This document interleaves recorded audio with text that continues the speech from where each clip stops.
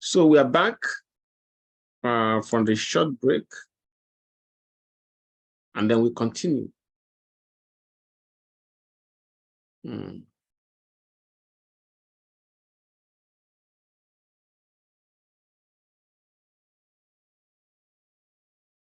1 minute. Okay. Right. All right, let's see. We look at cultural values. Cultural values, remember, when we say that we are looking at it with respect to organization, as they relate to our organization, both for profit organization and for non-profit organization. So now, I will say cultural values. In this case, we have already mentioned a few of them, but we are going to look at those values that help organizations succeed. There are 3 of them we'll be looking at here: the service cultures, safety cultures, and creativity culture. Starting with the service culture. In this case, organization with this kind of culture, their main focus is on customer satisfaction. So those organizations put their customers first, because I think I mentioned this before. Your customers actually vote for you or may not vote for you. The only difference is that they don't use ballot paper to vote. They're using their money. So when they buy their products, it is as if it is regarded as if they are voting for you. So when you treat them right, naturally they will reward you by opening their wallets. So this the organization that have this kind of culture of putting the customer first reap the reward, which in this case means the reward comes in the form of increased sales, customer retention, and larger profits over the long term. Now, there are a few things we need to know about companies or organizations that have this kind of culture. First one is that service is particularly important in retail and service organization. So if you are operating this kind of organization, know that customer service is very paramount. So another one is that a culture of service is essential for government organizations that must fulfill the public trust. That said, we can move on to the next culture that generally help organizations succeed. Which one? That one is safety culture. But before we look at this safety culture, I want to play a short clip about organization that focus on customers.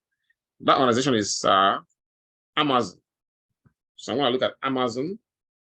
I'll play this short clip for you, and then you can see why Amazon was so successful. Of course, there's going to be some customers who are not satisfied with Amazon's way of doing things. The one thing that we cannot, is not possible to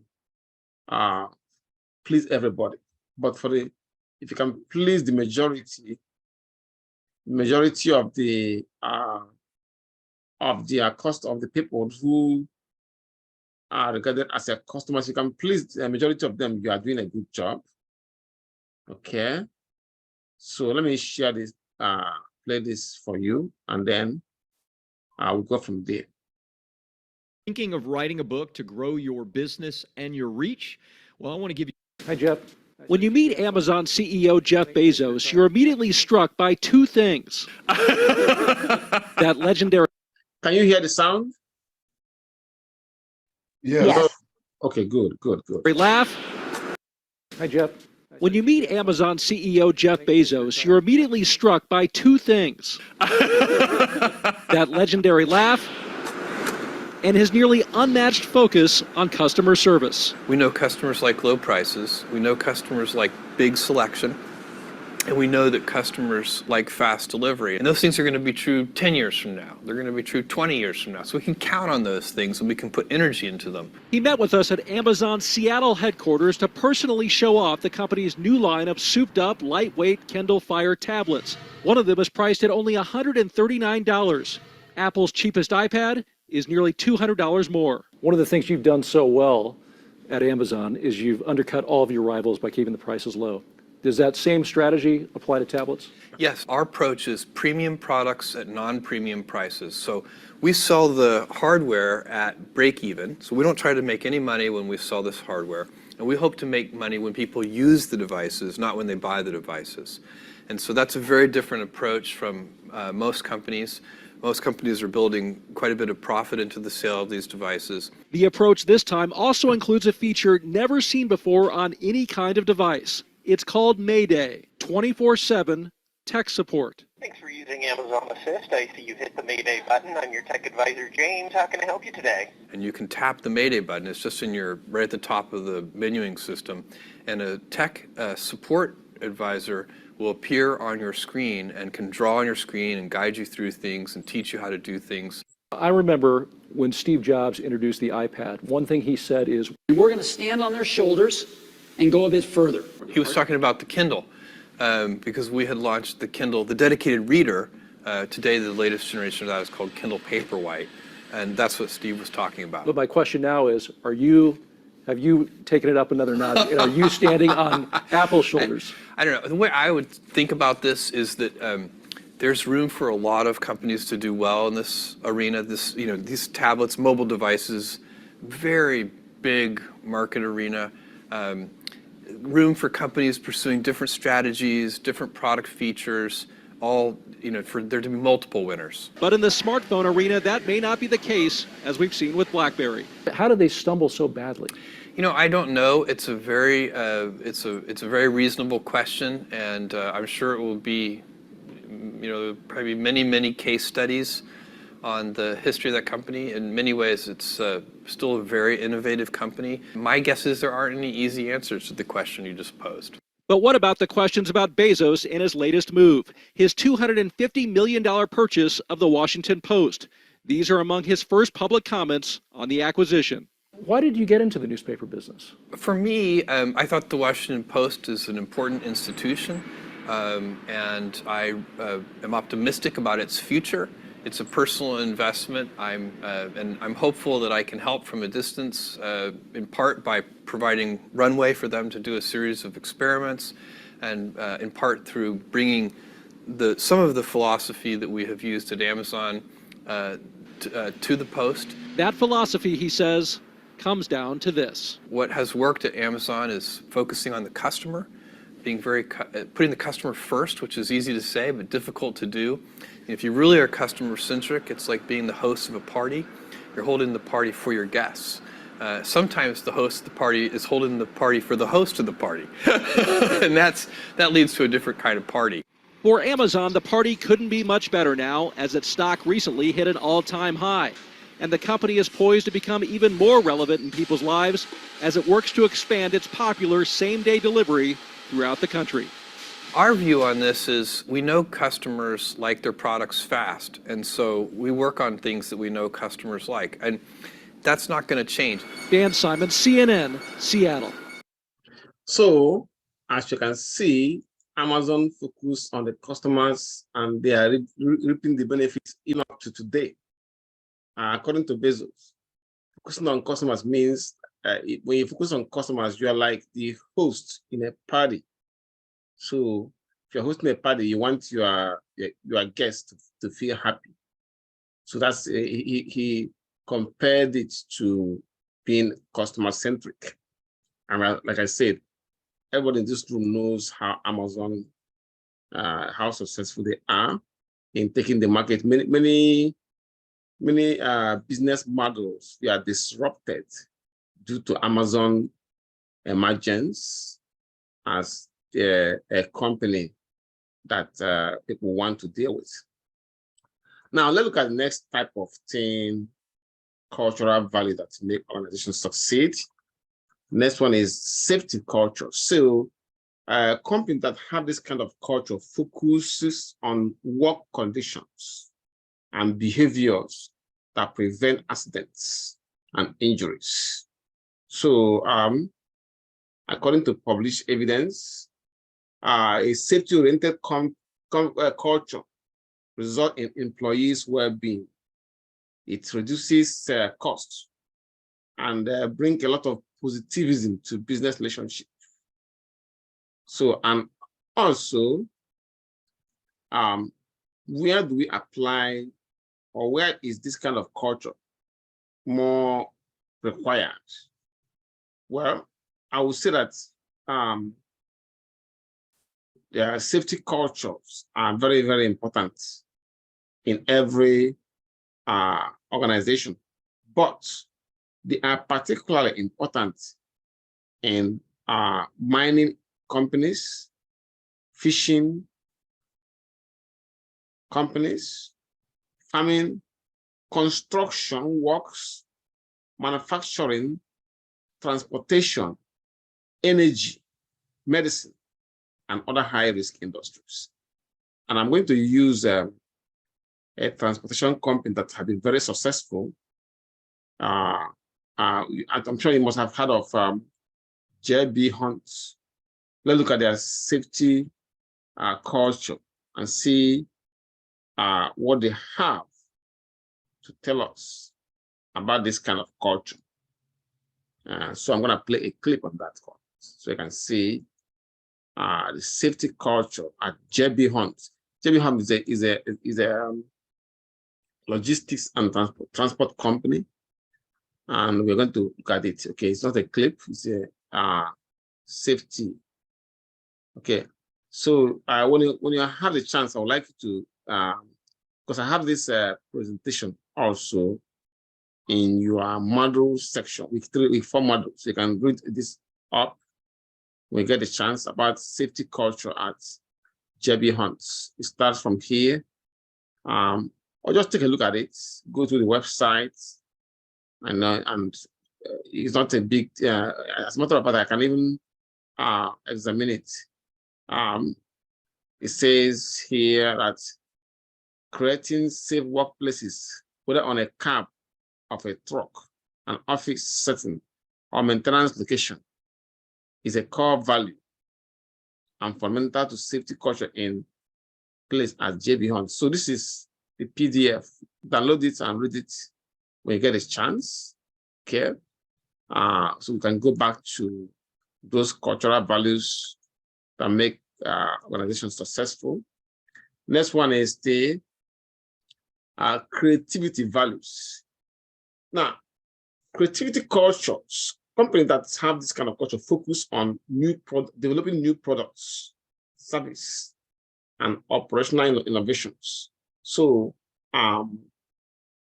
the management of these companies focus a lot on creativity. Now, and this is very important because it helps account for the survival and growth of the company. It will help the company to keep growing.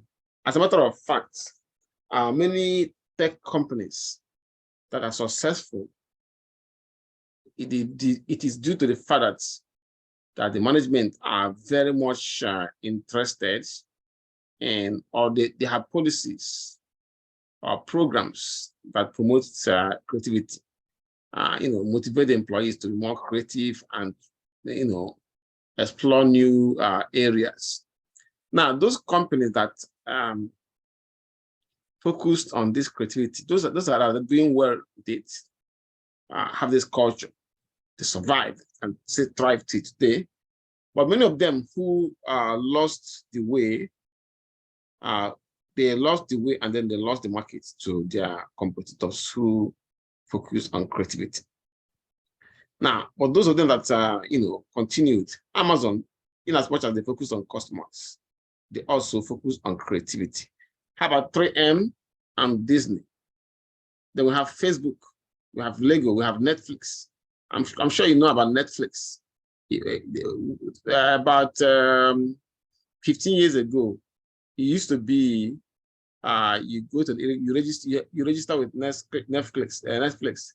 They mail the DVD to your to your house, and then from there because they don't do that anymore. Instead, you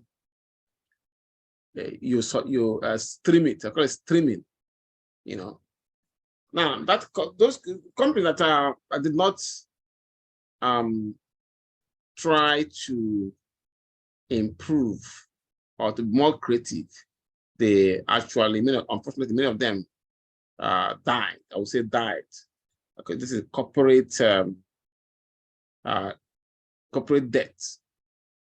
Some of you know about Blockbuster DVD rental. It used to be 15 years ago, even 16 years ago, it used to be very popular. You go there, you register, you can rent DVDs and from Blockbuster. Very popular. At a point, Blockbuster owned almost 9,000. Actually, a matter of fact, more than 9,000 video rental stores in the United States. So what killed Blockbuster did not do much when it comes to creativity. So the story of the Blockbuster, is a story of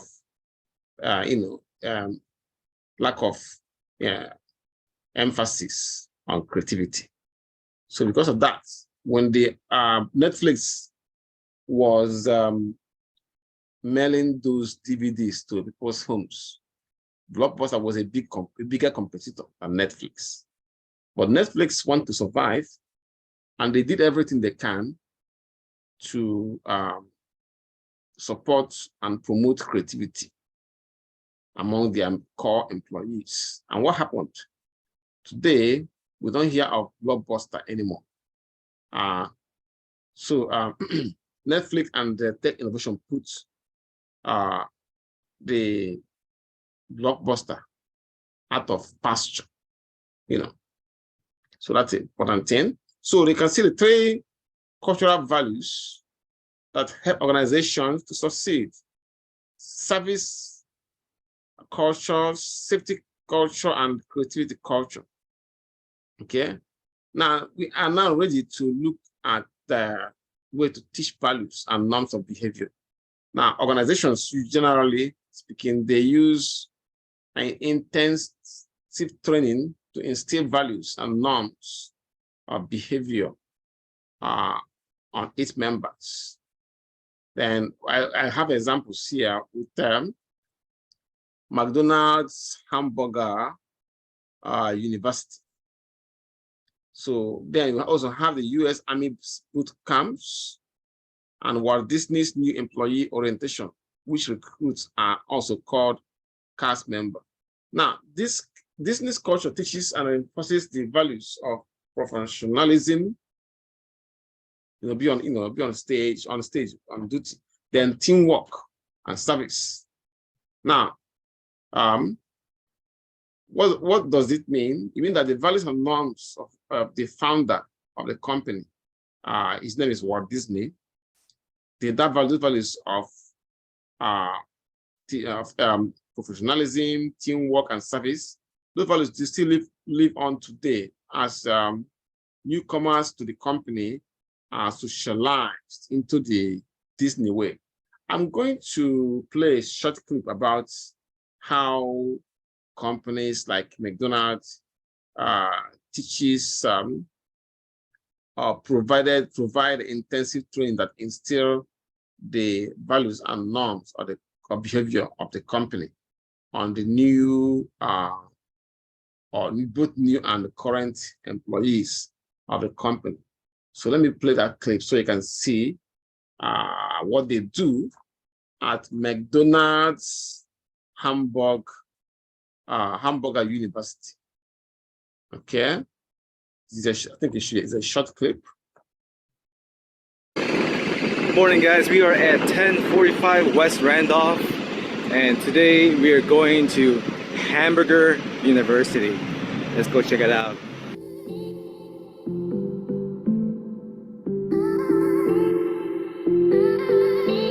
Again, let me ask, can you hear the sound?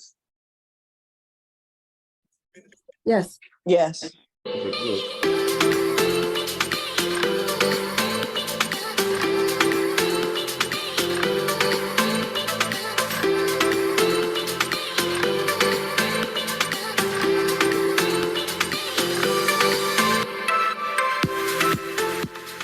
What's up, guys? So anyways, you're here at Hamburger University. This is a training facility for McDonald's employees, from if you're owner, operator, or management, coming to train from all over the world.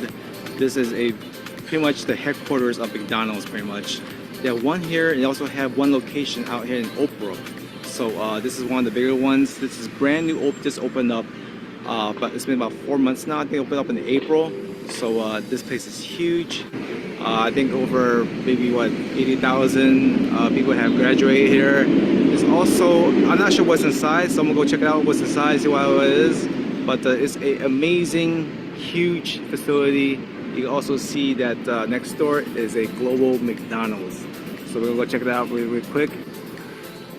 Fortunately, I was trying to go inside to film, but they didn't allow me to film, so I'm gonna shoot outside a little bit and then go straight to the other side right here, which is the McDonald's, global McDonald's, which I'll get into a little bit later. If you're not familiar with this McDonald's, this is one of the biggest McDonald's probably in the city right now too. As I can see, this is also one of 7 McDonald's that has a global menu, so this is very exclusive, very exclusive. So let's go outside and check it out really quick.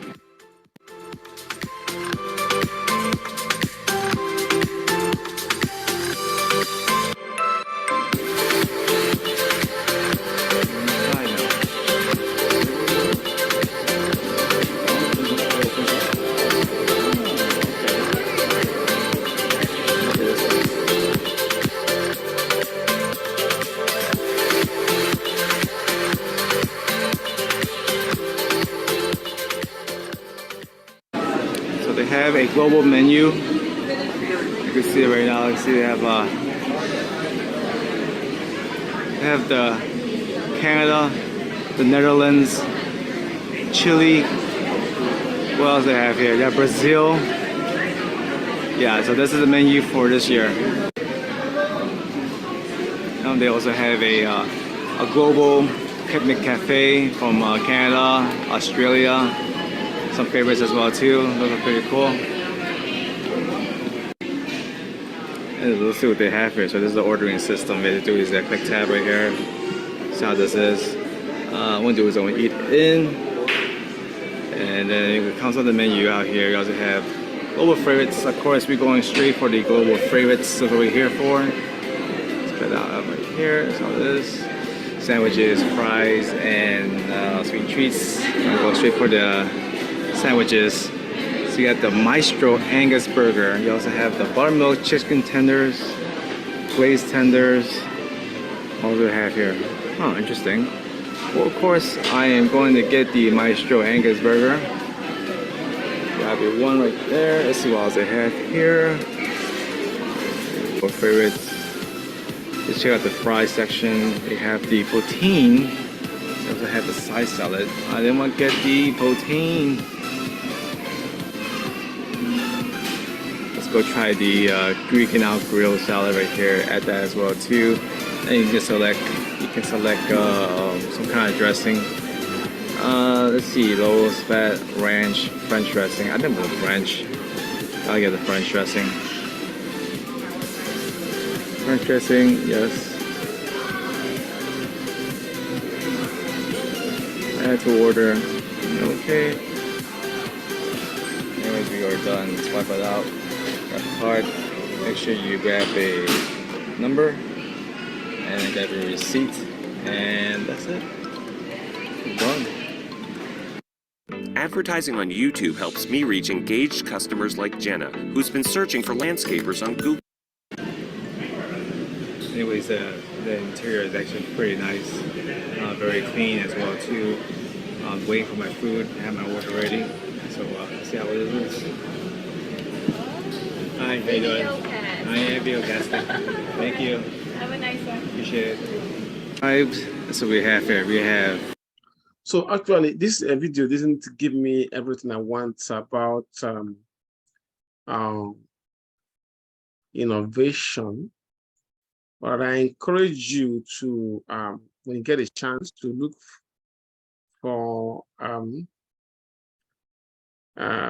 more videos about McDonald's, how to McDonald's Hamburg University, how they operate. I think I might find one in the internet, but please, when you get a chance, look for it. I'm gonna change this. This doesn't give me much information about how they teach the values and norms of behavior.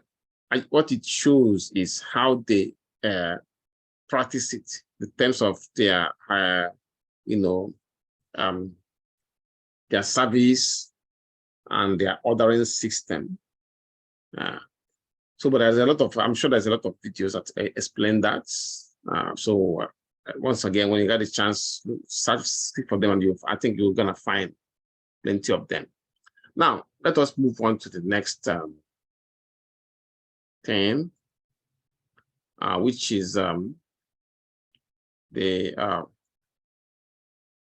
positive versus negative organizational cultures. Yes, organizational cultures may have a positive effect, and others may have a negative effect. So, but the bottom line is that that the culture of the organization is a powerful force that can be generally be positive or negative. So now again, it depends on the example that are set by the decision of the leaders of that organization. So the example and the decision that are made by the leaders will help in determining if their culture will have a positive effect or a negative effect. But in general, a positive, the positive and negative effect of organizational culture can influence managers as well as the employees. So whether the culture is of that organization is predominantly positive or whether it is predominantly negative can influence the employees. For example, a small company may expect managers to help out employees when they need it. So this is a positive culture. And this kind of positive culture can go a long way in promoting teamwork. Okay. Now,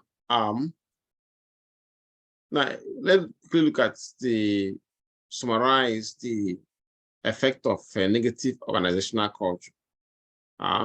So usually, a culture that has a negative effect can actually promote unethical behavior or a wide variety of behavioral problems among the employees. For example, there will be a negative culture can lead to gossiping. Things like gossiping, low employee engagement, high rate of absenteeism, and the presenteeism.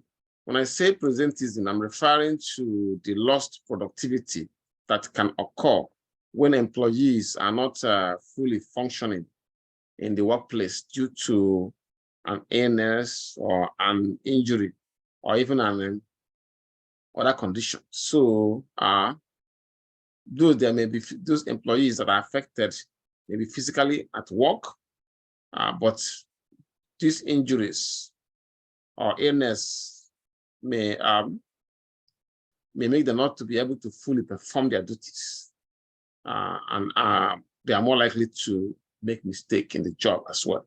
So a negative culture makes that to happen more often, and a negative culture can lead to lack of empathy, lack of flexibility, and high employee turnover or resignation. But when the culture is more positive, the opposite will be the case. What this means is that a positive culture, an organization whereby an organization that supports positive values, positive behavior, positive culture, a culture that make the employees to be happy. So that kind of culture raises employees' morale. That means they can put their best, give their best to the company. It also increases productivity and efficiency. Not only that, it enhances retention of the workforce. Things like job satisfaction, collaboration, and work performance are all enhanced by a positive organizational culture. So because that kind of culture can reduce the level of stress among the employees. Now, the next question now becomes how to create the positive work culture. Now, I'll use an example. The company, it is now called, it used to be called Google, excuse me, but now it is called Alphabet. They use 2 rules to make sure that a positive atmosphere reigns in the organization. The first one is to think of your work as a calling with a mission that matters. And also, number 2 says, give people more trust, more freedom, and authority than you are comfortable giving them. Well, it worked for Google. Google is one of the largest companies in the world and in Wall Street. At a point, their stock price was almost $2,000 per share, even though they recently did a stock split and it went down. Anyway, what did they do? Okay, then look at what they did. They believe in a culture that's giving maximum meaning and freedom to its members. We attract bright and committed people. So they hire only those individuals who fit those culture. During the interview process, they give you the kind of question they will give you. We help them to determine if your attitude to work reflect that culture. So they hire only those people that fit that culture, which is why Google spends even more of its resources on recruitment and selection than they do in training. So they always hunt for candidates more than they rely on the candidates who come to the company. So anyway, bottom line that it worked for them. They kept growing, and they're almost like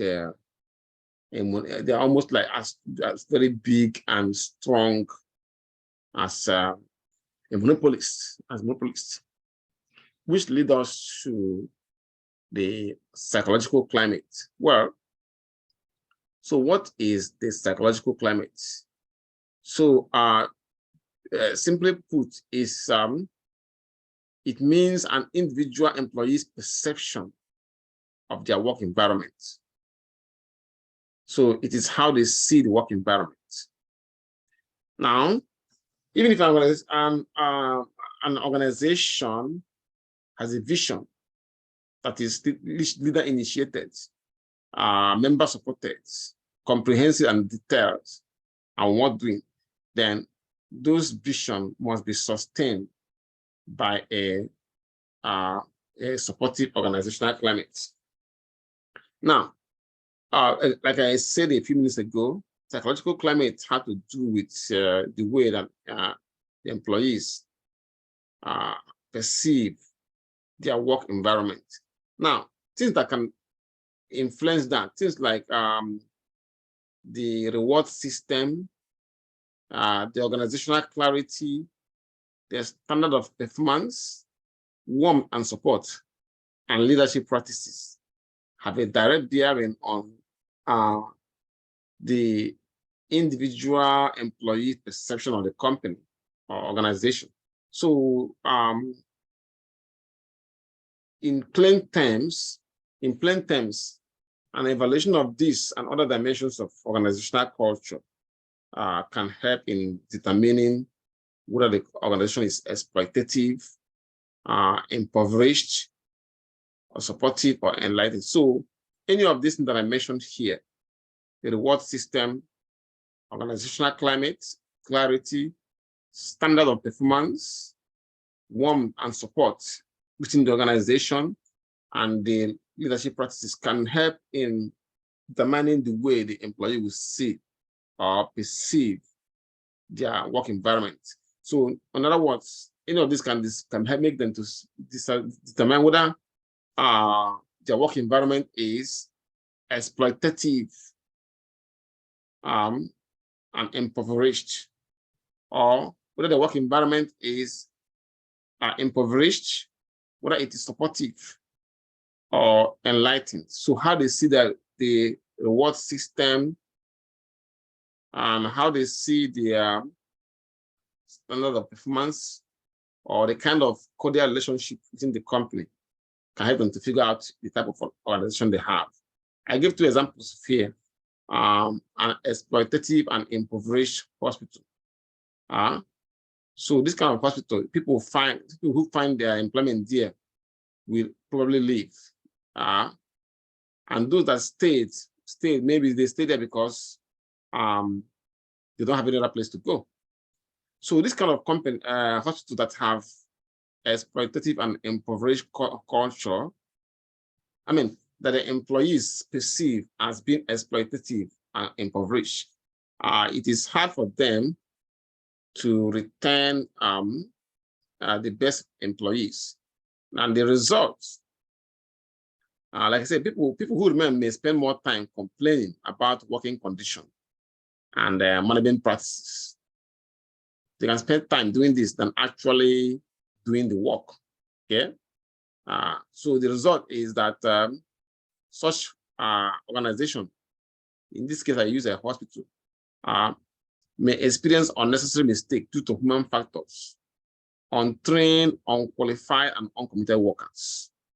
And the result can be that that we may have a large number of unattended patients. They can experience poor housekeeping, and medical and clerical errors can be very rampant there. Now, if the employees see that the organization has been enlightened and supportive, then the opposite will be the case. So in this case, they see the company or organization. Here I use a hospital. They will see the hospital as a place where standards of performance are high, where leadership is effective, goals and responsibilities are clear, and they have warm and good cordial relationship among the employees. And above all, the reward system is a type of system that reinforces good work. So now people want to work in that kind of organization. They will attract the best employees, and those employees will perform a good job. They'll be doing well to make the company great. Now, I will recommend, remember to, we have less than 1 minute now. So remember to read the chapter for the week and do the homework. Now, please finish this presentation. It is actually self-explanatory, okay? And I will see you next week. Okay? All right, sir. All right, any question before we leave? No. All right, good night to you all. All right, good night.